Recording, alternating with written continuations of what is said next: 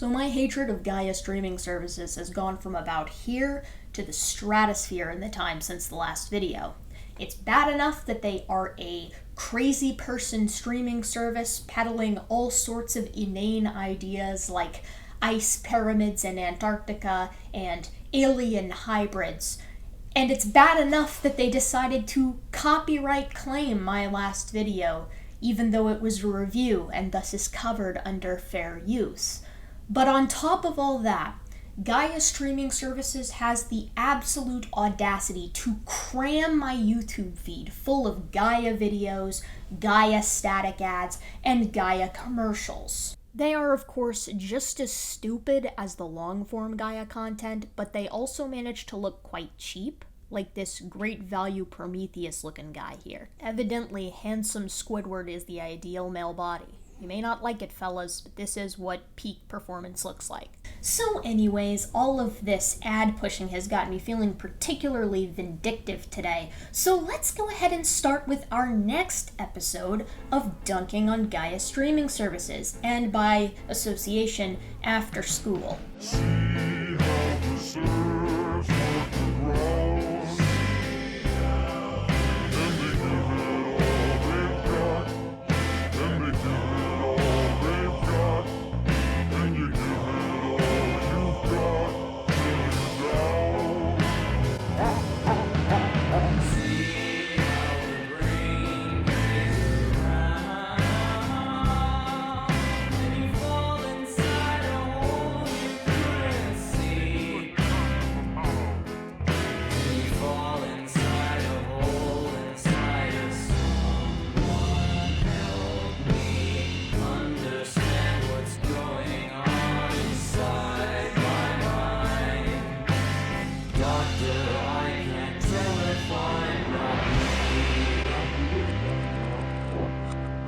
So in case you missed it last time, this Gaia streaming content is actually being filtered through a different YouTube channel that isn't typically quite as woo spirit science as Gaia proclaims itself to be, which is part of the problem.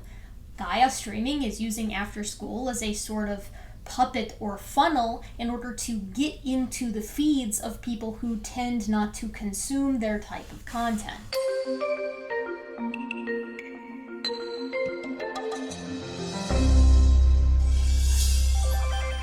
The presentation you are about to witness is from the original Gaia series, Ancient Civilizations. This episode will examine the Paracas people of Peru, the Denisovan giants of Siberia, and the possibility of an advanced ancient civilization on Antarctica.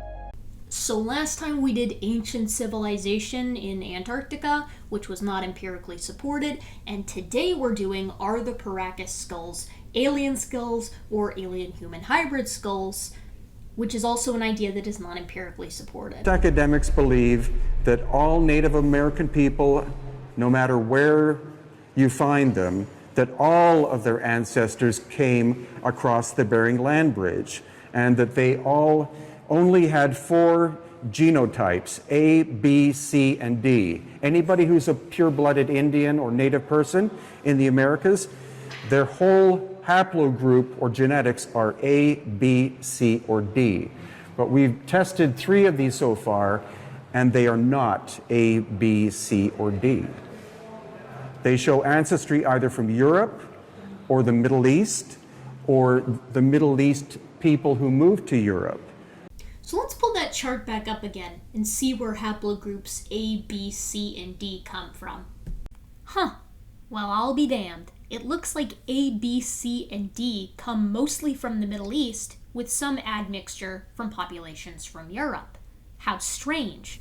So Brian Forrester here, spelled Brian, tells us that the genetic testing of the Paracas skulls doesn't match the predicted haplotypes, and then he proceeds to tell us that they actually showed ancestry from the Middle East and Europe, which includes the haplotypes A, B, C, and D. I guess Brian, spelled Brian, didn't feel like looking too closely at the map. So that completely blows the theory that there was only one way to get to the Americas in pre-Columbian times. Even if the predicted haplotype of the Paracas skulls didn't match what was genetically tested, which it did, this wouldn't mean that tens of thousands of years ago ancient people groups were sailing from random locations in Europe and the Middle East. It would potentially suggest some very interesting genetic admixture, but that's all.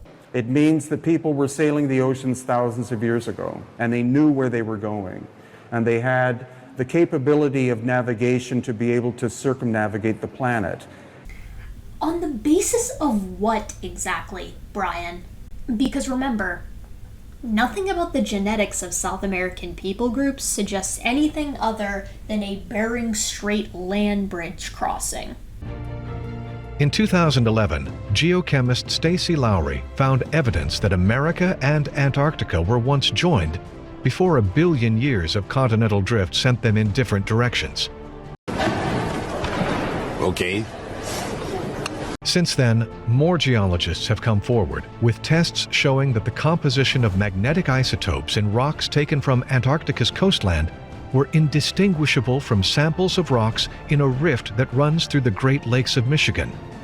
The two rock samples are reportedly the exact same age and have identical chemical properties.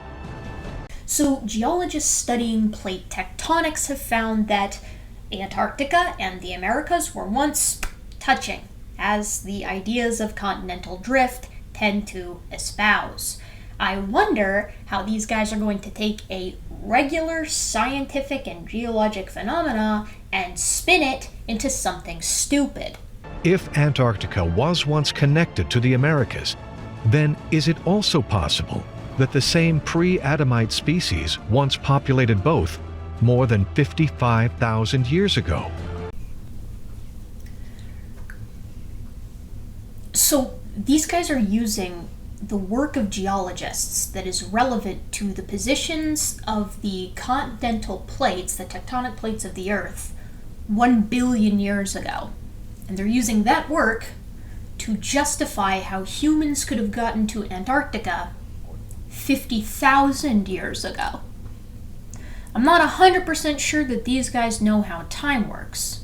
You gotta love that "is it possible" spiel that they do. This is the same thing Ancient Aliens does all the time. They have an expert, or they use the work of experts who are actually in the field, and they take that work and they apply it to something that it should absolutely not be applied to. This is the kind of thing that the original authors hear, that this connection has been made from their work to some random shit that the Ancient Aliens people are doing, and they end up being like, huh?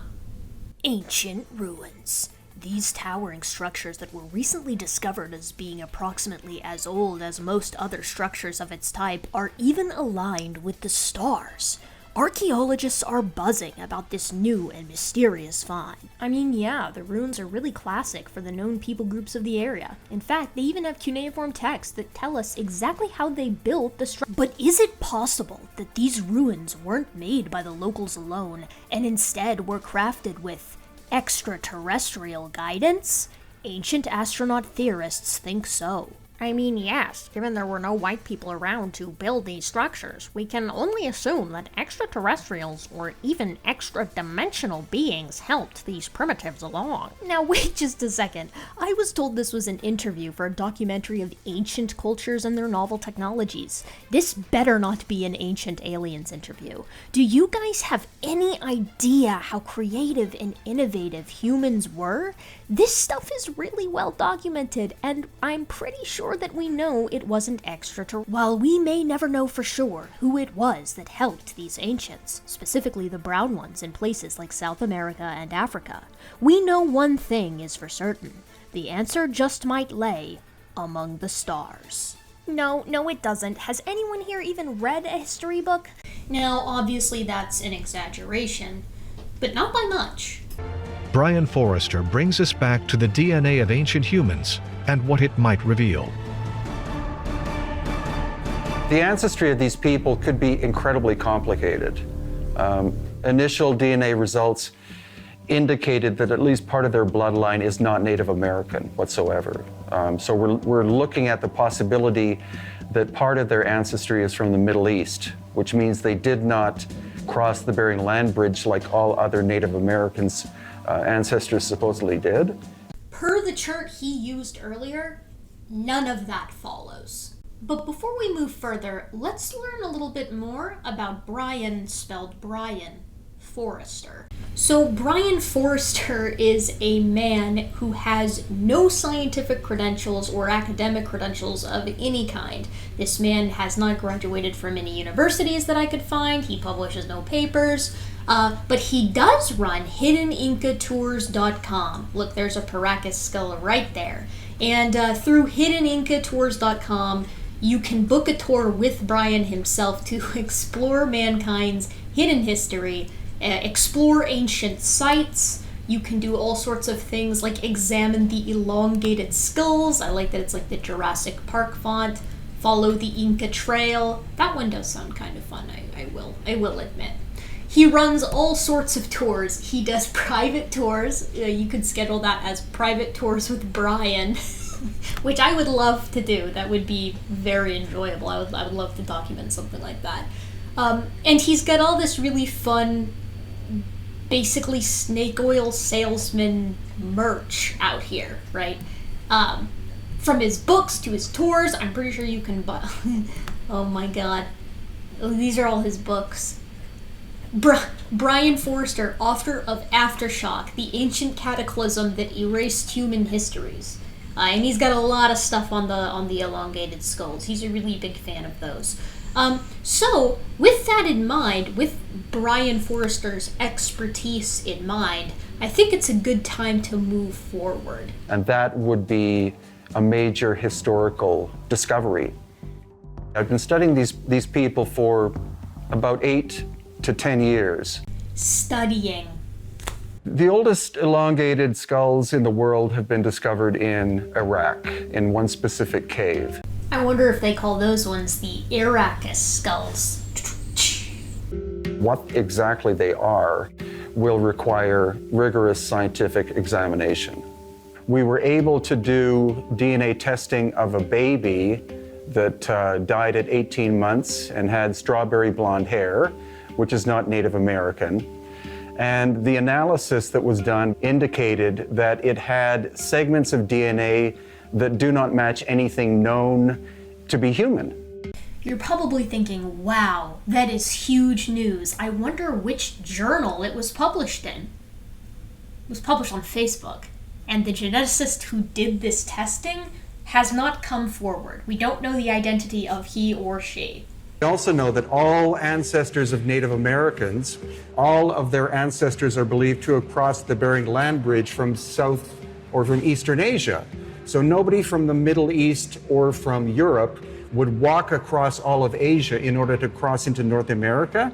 These ancient people had seafaring skills. They knew how to build boats and they knew how to sail thousands of years before the Vikings or Columbus or anyone like that. That sounds like the dumbest thing I've ever heard. Wandering around and setting up shop in brand new places is like the hallmark of humans being humans. It's why we left Africa in the first place. This man has taken the fact that there is Middle Eastern DNA in the South American Paracas populations and has extrapolated that to Middle Eastern people built boats and sailed to South America tens of thousands of years ago, which is, of course, insane. So it's quite likely that they migrated by sea through the Indian Ocean and then across the Pacific. Skeptics have long dismissed the validity of the remains found with elongated skulls as being scientific proof of pre-Adamites. Pre-Adamite is not a term that actual anthropologists or archaeologists use. It's a term that crazy woo people use. And scientists aren't denying these elongated skulls. They just don't think that the skulls are aliens or human-alien hybrids. The fact of the matter is, these skulls are the result of what's called cranial deformation, and it's done intentionally by many cultures today and in the past, usually because it's seen as some kind of sign of beauty or status. We even have, the methods by which they achieved this level of deformation. But remember, just because something is well documented scientifically and empirically doesn't mean there isn't a conspiracy afoot. They claim that these skulls are artificial, an objection made even more complicated by the fact that there have been tribes who practiced cranial deformation on infants.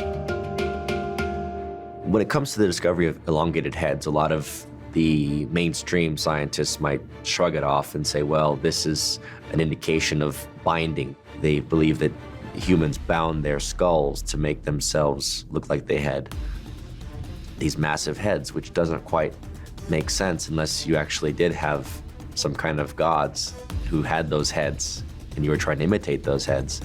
I can't believe in a video that features so much of Brian Forrester that Sean Stone, the host of Buzzsaw, comes in with the most no-thoughts, head-empty take of the entire film. Binding your skull doesn't make sense unless you worship a god who has an elongated skull. Wearing a powdered wig doesn't make sense unless you worship a god that wears a powdered wig. And piercing your ears doesn't make sense unless you worship a god that has pierced ears. It's just such a mind-bogglingly ethnocentric take, and it's asinine at every level. It's like this man has never been outside of the United States or seen movies that take place outside of the United States. It turns out that different people and different cultures throughout time have different ideas of what beauty and status are. A cranial deformation is where a newborn child's head is bound, usually with something like leather or possibly wood on the front and back, wrapped with some kind of textile. So by 3 years old, the child's skull is completely bone, and then therefore throughout their life they maintain that design. It was done in order to differentiate physically the nobility from the common class. But you can distinguish between cranial deformation and what I'm talking about. You see the obvious flattening of the front and back of the skull with cranial deformation. I've studied this subject about elongated skulls for about 8 years. That's the second time that he's mentioned his studies. And as I said, they did exist on all 6 inhabited continents, but almost all of them are the example of cranial deformation, which is changing the shape of the skull. However, in the case of the Paracas, we have the largest elongated skulls ever found on the planet, and that makes the Paracas culture very specifically interesting. We've even found baby skeletons where the skull is elongated. There was one recently I saw of a probably 3-month-old, and its head was twice the size of normal. So it's not just that the shape is different, the volume is different. And many medical experts have looked at these and they've said you can change the shape of a baby's head because it's very soft to begin with, but you can't increase the volume.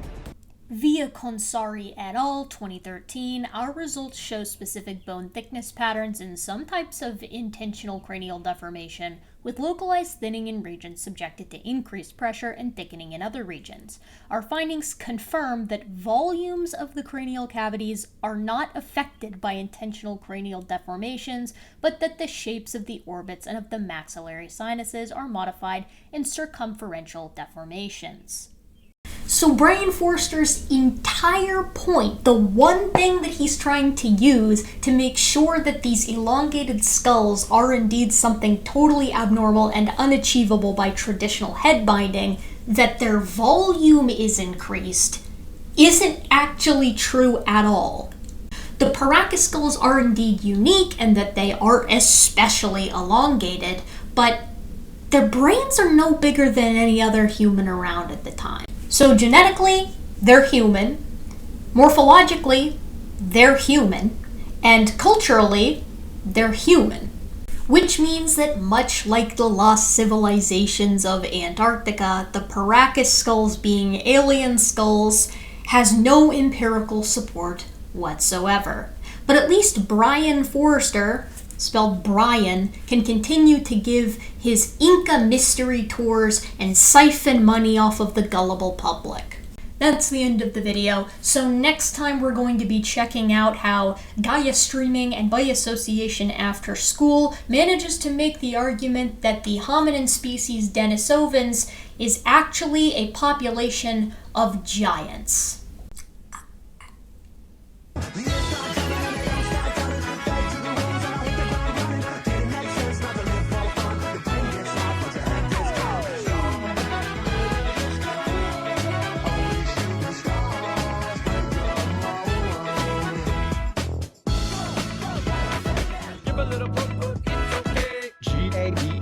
Gaen. Get out the way. Yo, show. This shit right there.